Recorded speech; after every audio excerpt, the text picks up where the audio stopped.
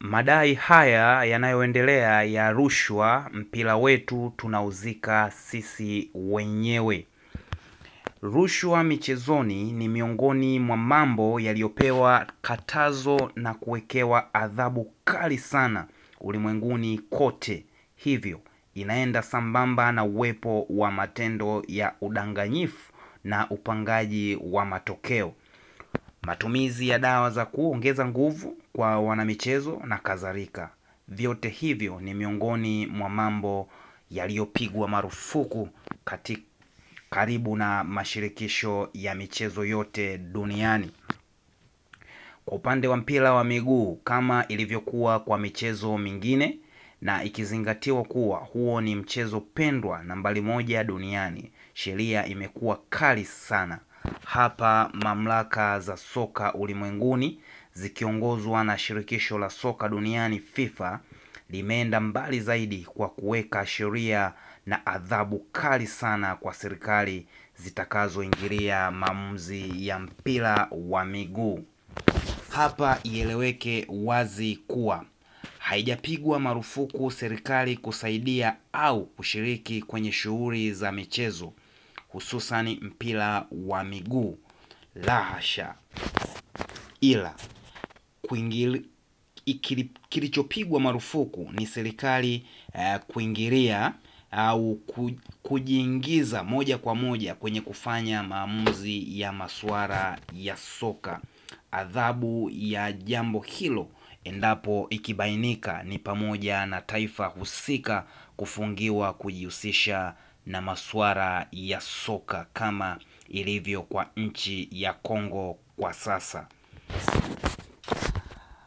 Ndiyo maana sio dhambi kwa serikali kulipa mishahara, posho na kadhalika kwa wachezaji au makocha wa klabu au timu za taifa, kwa sababu kufanya hivyo ni sawa na kusaidia ukuaji wa michezo kwenye nchi husika, na ni ukweli usiopingika kuwa ni ngumu kwa vyama vya michezo kuendesha shughuli zake bila kuwa na ushirikiano thabiti na mamlaka za kiserikali. Hata hivyo, endapo ikatokea kuwa mashauri na sintofahamu imejitokeza kwenye mpira wa miguu, kwa mfano, inahitajika kufanyiwa maamuzi, basi hapo umewekwa utaratibu mahususi kuanzia ngazi ya nchi au ngazi ya chini hadi FIFA, na katu katika hilo imepigwa marufuku mpira kupelekwa mahakamani. Pamoja na yote lakini, inapotokea masuala ya rushwa au viashiria vyake, basi moja kwa moja, licha ya kwamba mamlaka za mpira zinaweza kuchukua hatua zake, lakini pia si dhambi kwa vyombo vya kiserikali, na kwamba Tanzania mfano TAKUKURU au ZAEKA kuingilia haki na kushughulikia na wale wanaohisiwa kujihusisha kupokea au kutoa rushwa kwa namna moja au nyingine. Hivi karibuni golikipa Patrick Matasi wa klabu ya Kakamega Homeboyz ya kule nchini Kenya na mchezaji wa timu ya taifa hilo Harambee Stars amefungiwa kujihusisha na mpira wa miguu kwa siku 90, huku shirikisho la soka nchini Kenya FKF, shirikisho la soka barani Afrika CAF na FIFA wakiendelea na uchunguzi kabambe dhidi yake kuhusiana na tuhuma za upangaji wa matokeo ya michezo mbalimbali inayohusisha klabu yake na timu ya taifa. Matasi aliingia kwenye mkenge huo baada ya video zake kusambaa mitandaoni, akionekana na kusikika kama anajadiliana na mtu mmoja ambaye hakufahamika mara moja kuhusu dau la endapo kwenye mchezo fulani utatoa GG au watafungana. Watu waliojihusisha na michezo ya ubashiri watakuwa wananielewa vizuri hapa ninapozungumzia neno GG.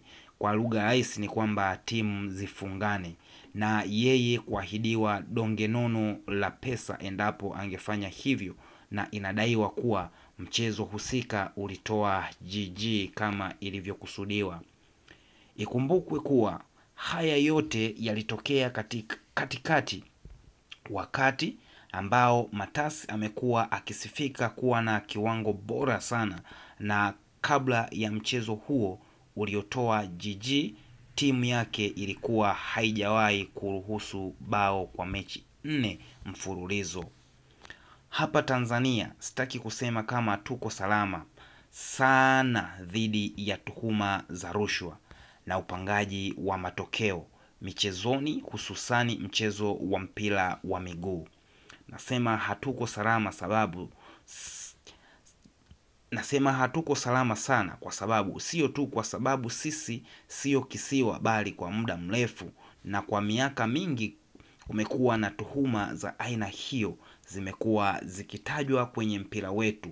Bahati mbaya sana ni kwamba kama yanavyosemekana yana uhalisia, basi hakuna mtu yeyote aliyewahi kujitokeza hadharani kutoa ushahidi wa wazi utakaompelekea madai kushughulikiwa kwa mujibu wa taratibu.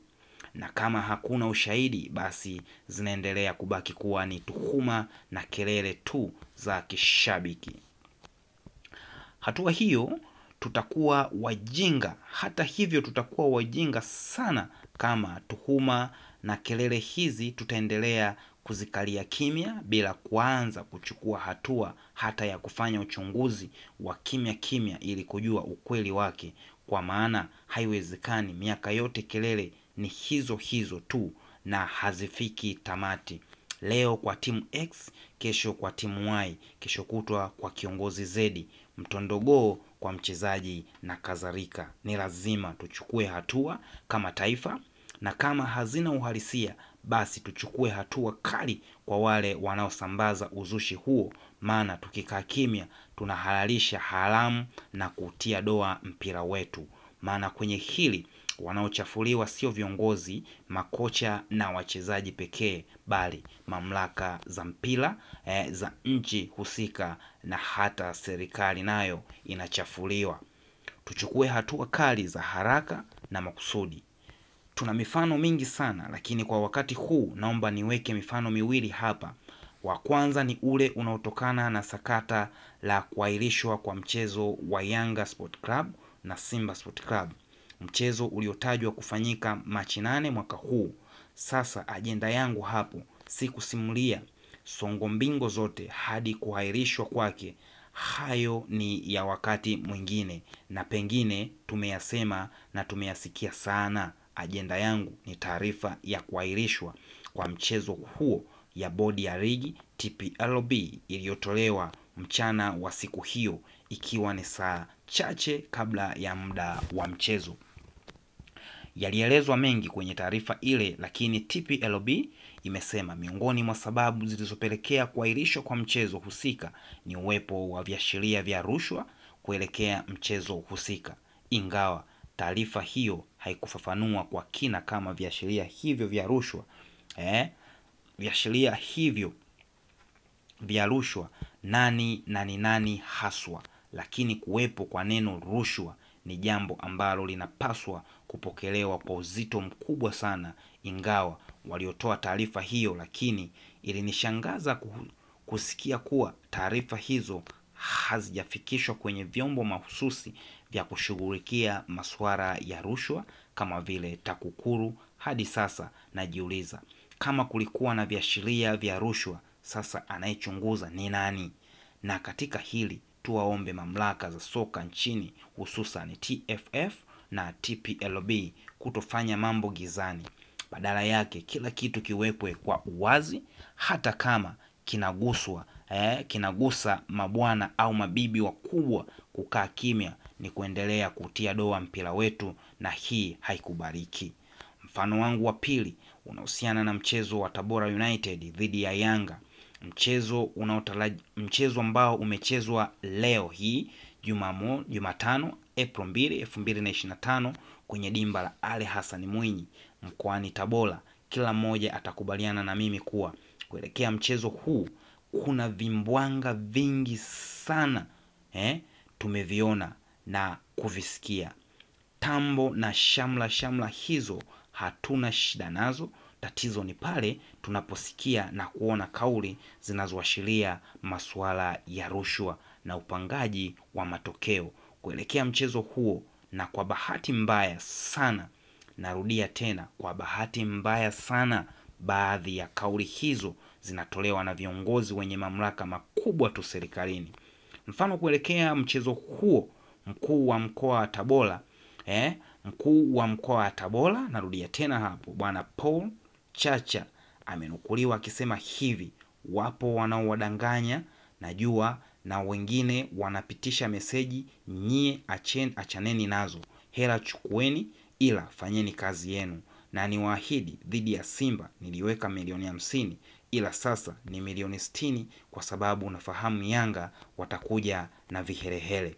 Hivyo ni kauli ya mkuu wa mkoa ambaye pia ni mwenyekiti wa kamati ya ulinzi na usalama ya mkoa na kiongozi mwandamizi serikalini. Lakini ikumbukwe huyu ni mteule wa rais. Sitaki kuamini kwamba kaongea haya kwa bahati mbaya. Nashawishika kuamini kuwa huenda kuna jambo nyuma ya pazia linaendelea hadi kumsukuma kusema haya yote. Lakini hapo pia aliongeza kuhusiana na golikipa Hussein Masalanga ambaye alikuwa golikipa wa Tabora United. Alipoulizwa kwamba ni nini ambacho kinaendelea, alisema Hussein Masalanga aliondolewa kwenye kikosi hicho mara baada ya kujihusisha na hii michezo ya rushwa. Sasa hizo bado ni tuhuma za moja kwa moja ambazo mkuu wa mkoa anaonekana hizo taarifa anazo na anatakiwa azitoe, lakini bado mpaka sasa hivi vyombo vinavyohusika au mamlaka zinazohusika na haya zipo kimya tu. Hata hivyo, nimeshangazwa kusikia anasema hela chukueni, ila fanyeni kazi yenu. Kwa lugha rahisi hapa anahalalisha rushwa. Sheria inasema anayetoa na kupokea wote wana makosa. Halafu kwa nini asitumie nafasi yake kuviagiza vyombo vya ulinzi na usalama kwa mkoa wake, hususan TAKUKURU kuingia katika kati, badala yake anawaambia wachezaji chukueni, au tuseme alikuwa anafanya utani, sio ndio? Labda alikuwa haaminishwi, lakini kwani Tabora United na Yanga ni watani? Paul Chacha na Yanga Sport Club ni watani? Paul Chacha na wachezaji wa Tabora United ni watani? Hili linafikirisha sana. Kubwa kuliko yote, hivi sasa kuna sauti inayotembea kwa kasi sana kwenye mitandao ya kijamii inayodaiwa kuwa sauti ya hiyo ni ya Adi Laboka Bikoko, golikipa wa Tabora United. Inasikika akizungumza na mtu mmoja ambaye hajafahamika mara moja, lakini kwa aina ya maongezi ni kama vile katumwa kutoka Yanga ili amshawishi yeye Bikoko aruhusu Yanga ashinde mechi. Tunaendelea kufuatilia hili tujue mwarobaini wake. Hadi sasa hakuna uthibitisho wa moja kwa moja, lakini kama mambo haya yana uhalisia ukijumlisha na makandokando yetu kwenye mpira hapa nchini, na thubutu kusema kuwa mpira wetu tunauzika wenyewe.